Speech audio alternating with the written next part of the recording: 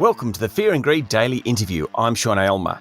With New South Wales, Victoria and the ACT all reopening this month, we can expect a pretty sharp increase in consumer spending as people get out and about once more. The Commonwealth Bank has estimated households could have accumulated $230 billion in savings by the end of the year. The pressure is now on companies to convince consumers to spend with them. Ben Willee is the General Manager and Media Director of Spinach Advertising Agency. Ben, welcome back to Fear and Greed. G'day, Sean. Great to be here. You've been doing a State of the Nation study of the advertising industry. How would you describe the state of the industry at the moment? Oh, well, the advertising industry is very, very healthy. In fact, I think someone said recently it's running like the Hoover Dam spillway. You know, we're seeing enormous increases in advertising spend. I mean, the most recent data from Standard Media Index for the month of August was the sixth month in a row we had year-on-year growth, 26% higher than the same month last year and above 2018 levels. Wow. So the advertising market is really red hot at the moment, and we see that as a perfect storm of low unemployment, high household savings, high consumer confidence, and this new philosophy that we're hearing a lot about, which is revenge spending. People in Australia's two biggest cities who have been desperate to get out there and spend their hard-earned. And, you know, advertisers have been taking advantage of that trend and trying to get ahead of the curve and build their brands prior to people getting out there and spending like drunken sailors. Okay, so whereabouts is the spending? So we'll get on to revenge spending in a moment. Where is the spending happening? Is it television or print or radio, outdoor, digital, podcast perhaps, Ben? Yeah, look, significant increases in podcasts. Unfortunately, they don't break that out. But we do know that the radio market, which controls a lot of that money, saw a 20% increase in the period Jan to August 21 compared to the previous year. So, I mean, all mediums are up: television, digital, outdoor, radio. I mean, the only mediums that are perhaps struggling are printed newspapers. That excludes their online advertising, and magazines, two sectors that have been challenged for quite some time. But overall, for the period Jan to August, the reported ad market for SMI is up 27.8%, wow, which is very, very healthy and far better than the number we had at the depth of May 2020 when it was down 41% and we weren't sure how long we were going to keep our jobs for. Yeah. So everyone in our industry very happy at the moment. Now all we want is to get some staff to help us deliver on our promises. You're not alone on that one. Is television the one that's bounced hardest? No, look, the digital sector has bounced the hardest at 35.9%, but television has been extraordinary at 27.5% growth for Jan to August. And the month of August is above its level of 2018. So, you know, we haven't seen growth like that in the TV market for a very long time. In fact, the month of August was over $300 million. So a lot of advertisers are using the power of sight, sound and movement and the power of a bunch of lockdown people who are consuming more television than they have in a long time and using that power to build their brands and to sell their products. So when streaming comes into this, there's advertising on streaming, but how is that data collected? Yeah, look, it's not separated in SMI. It's collected by the IAB, the Internet Advertising Bureau, and they're saying in their most recent data to the end of this last financial year, a 39% increase in spend in video placements, right, which covers what we would call BVOD or broadcast video on demand, which is really catch-up and streaming TV. Mm-hmm. And that market is just really, really hot at the moment. And it's been driven obviously by lockdown and people's desire to control what programs they watch when, but also the Olympics. Yeah. I mean, the Olympics was a hugely streamed event in a way we've never seen before. And advertisers love broadcast video on demand and catch-up TV because it enables us to overlay data and have some addressability. So we can start to include or exclude some of our best customers in those campaigns to make sure that we reach the right people and we start to be more efficient with our delivery of audience. Okay, where is most advertising coming from? Retail traditionally is number one. Is that still the case? Oh, it's a very good question. Yeah, retail is still the largest category for Jan to August. closely followed by automotive brand. Yeah. Now, automotive brand has come off a little bit because it seems to be pretty hard to buy a car at the moment. Yeah, Shortage true. of component parts, long waits to get them on ships. So we're seeing that spend come off because manufacturers don't have to advertise their products because they're having trouble getting them into the country.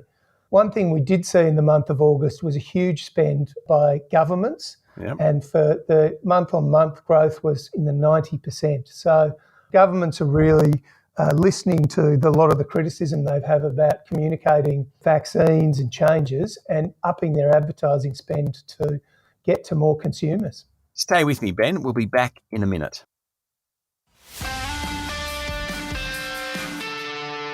I'm speaking to Ben Willee, General Manager and Media Director of Spinach Advertising Agency. Okay, Ben, you talked about revenge spending. What's that? Is that about the pent-up demand, the fact that I want to go out and spend all my money? Absolutely, Sean. It's you and I both want to go out and spend their money. And for those of us in the most lockdown city in the world, we're desperate to get back to sporting events, pubs, restaurants, all sorts of stuff. So really there's this huge high household savings rates that we haven't seen since the global financial crisis. And people are pretty frustrated and they're very keen to get out and spend their money. So yeah, we expect to see, as restrictions ease, I know they've eased in New South Wales, but in Victoria, we expect those household spending rates to absolutely skyrocket. Okay, so we've got this boom in advertising spend and it's kind of hitting all the sectors. What about the actual content itself? So we know there's been an audience spike for news ever since COVID hit. Do you think that over time, and this obviously will impact what advertisers do, it will shift away from the news focus that we've seen to other types of content?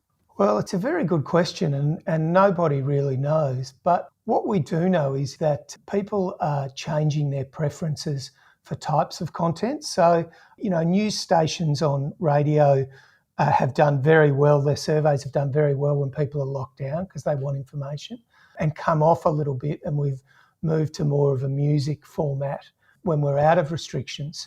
So what we do know, our research is very clear about how consumers have changed when they're locked down. What we don't know is how much of those habits are going to stick with us post-lockdown as we return to some kind of new normal, whatever that looks like. And, there's a number of really big changes that people report in themselves. And it's things like a preference for local products. People are really, really interested in their own health and well-being. Well, you have to be to stay sane, and especially if you live in Melbourne. Yep. They're more interested in sustainability, regional living. And really what it comes down to, if you want to summarise it, is this sort of re-evaluation of the simple things. For the first time in many years, a lot of us have had a good opportunity to think about the decisions we make.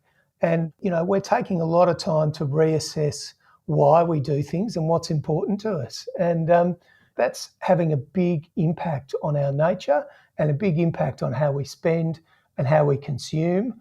And that affects how advertisers, the kinds of products they create and the kind of products and services they advertise.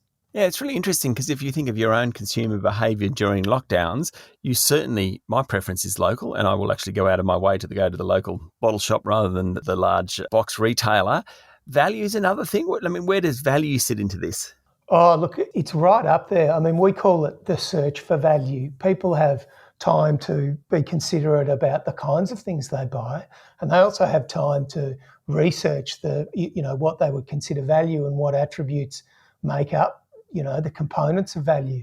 So yeah, consumers are very much interested in that, and they're very much interested in reviews and what people think. So that doesn't mean they're looking for cheap products. What it means is they're looking to understand the relationship between cost and value. What do I achieve if I spend a little bit more? And fast fashion is a really good example of that. People are saying, well, why buy a new white shirt, every season when I can, for a cheaper price, buy a very good quality one that lasts me 4 or 5 seasons, and it's better for the environment and it's better for my hip pocket. Yeah. So those sorts of analyses are really becoming forefront of our minds again. You mentioned the environment then. I am a bit of a runner, Ben. Slow runner, but a runner nonetheless. And I always use the same brand of shoes. It's Brooks shoes.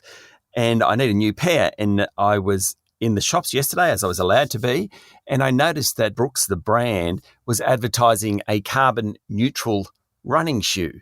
And this whole idea of sustainability, certainly we're seeing it at the big end of town, but even in the shops, the brands are advertising that they're carbon neutral. That seems to be playing a bigger role, the sustainability idea.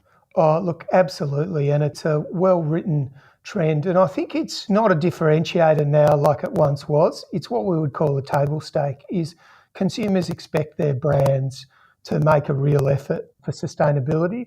And you mentioned you're a runner. I'm a runner myself, or I consider myself a plodder. But what a great time to listen to the Fear and Greed podcast early in the morning when you get up and go for a run.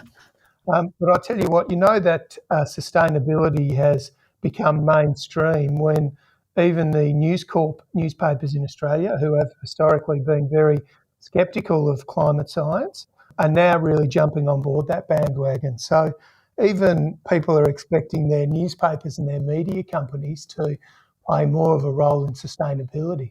Incredible. Ben, thank you for talking to Fear and Greed. No worries. That was Ben Willee, General Manager and Media Director of Spinach Advertising Agency. This is the Fear and Greed Daily Interview. Join me every morning for the full Fear and Greed podcast with all the business news you need to know. I'm Sean Aylmer. Enjoy your day.